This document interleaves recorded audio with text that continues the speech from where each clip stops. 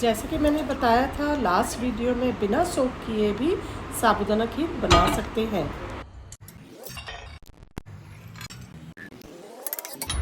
Pan में 2 tablespoon बादाम और काजू ड्राई रोस्ट कर लेंगे।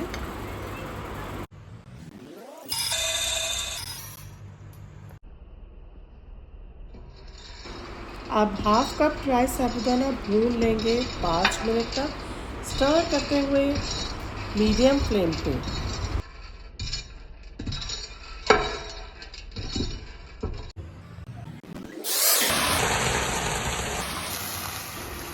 ऐड करेंगे 1 कप वाटर और कुक करेंगे जब तक साबूदाना ट्रांसपेरेंट हो जाए। स्टर करते रहना है और मीडियम फ्लेम रखना है।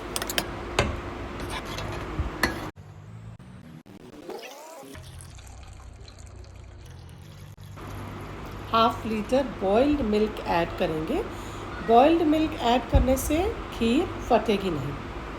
अच्छे से मिक्स कर लेंगे। कुक कर लेंगे स्लो फ्लेम पे, मिक्स करते हुए, स्टर करते हुए, और साबूदाना और कुक हो जाएगा। 2 टेबलस्पून शुगर ऐड कर लेंगे, मिक्स कर लेंगे।